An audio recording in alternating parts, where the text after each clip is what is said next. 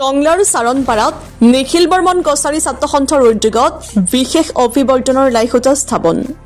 ওদালগুৰি জিলাৰ টংলাৰ চাৰণপাৰাত আগন্তুক বিশেষ অভিৱৰ্তন উপলক্ষে এক গুৰুত্বপূৰ্ণ পদক্ষেপ হিচাপে নিখিল বৰ্মন কছাৰী ছাত্ৰ সন্থই লাইখুটা আনুষ্ঠানিকভাৱে স্থাপন কৰে।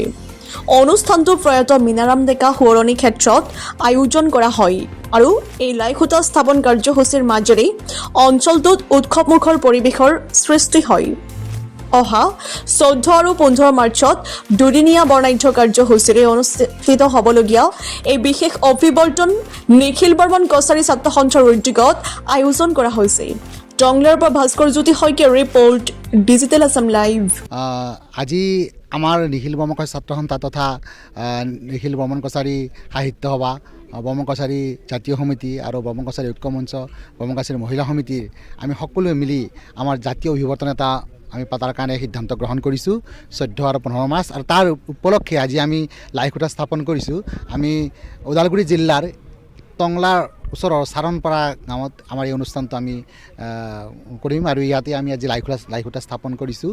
গতিকে 14-15 মাৰ্চ আমাৰ কাৰণে এটা বিশেষ দিন। গতিকে সেই বিশেষ দিনটোত আমি বৰ্মন কছাৰী জনগোষ্ঠীৰ উপস্থিতি কামনা কৰিছোঁ আৰু লগতে আমাৰ এই যিটো অনুষ্ঠান, যিটো আমি অভিৱৰ্তন, সেই বিশেষ অভিৱৰ্তনতো আমাৰ জনগোষ্ঠীৰ দিক নিৰ্ণয় এটা হ'ব। গতিকে আমি কেনেদৰে আগবাঢ়ি যাম আৰু আমাৰ লক্ষ্য উদ্দেশ্যত আমি কেনেদৰে উপনীত হ'ব পাৰিম, গতিকে এই গোটেইখিনি কথা ইয়াতে আলোচনা হ'ব। আৰু ইয়াৰ বাবে অসমৰ বিভিন্ন জনগোষ্ঠীৰ বুদ্ধিজীৱীসকল, বিভিন্ন শিক্ষাবিদসকল আৰু ৰাজনৈতিক ব্যক্তিসকল তথা সাংস্কৃতিক বিভাগৰ ব্যক্তিসকল সকলোকে আমি আমন্ত্ৰণ জনাম আৰু সেই অনুষ্ঠানতে আমি সকলোৱে লগ হৈ আমাৰ জনগোষ্ঠীটোৰ উত্তৰণৰ কাৰণে আমি ইয়াতে কাৰ্যক্ষমতা হাতত ল'ম। তাৰপিছত সেইকাৰণে আমি এই অনুষ্ঠানত সকলোকে নিমন্ত্ৰণ জনাইছোঁ। অকল বৰ্মন কছাৰী জনগোষ্ঠী নহয়, অসমৰ প্ৰতিটো জনগোষ্ঠীকে আমাৰ এই অভিৱৰ্তনত যোগেদি আমি নিমন্ত্ৰণ জনালোঁ। আৰু লগতে আমি আমাৰ জনগোষ্ঠীৰ প্ৰায় 2000 প্ৰতিনিধি লৈ 5-6 হাজাৰ আমাৰ লোক ইয়াতে উপস্থিত হ'ব। গতিকে এটা ভাল এটা আমাৰ কাৰণে জনগোষ্ঠীটোৰ কাৰণে এটা ইতিবাচক দিশ বুলি আমি ভাবি লৈছোঁ।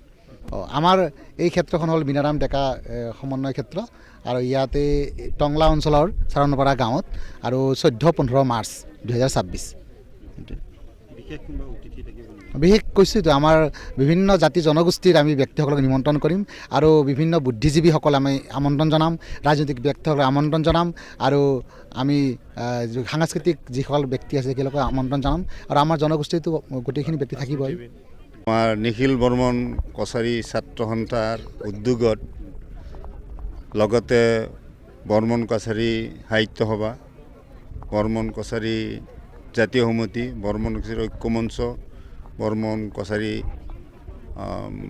বুধাই মেধাই পূজা সমিতি, বৰ্মন কছাৰী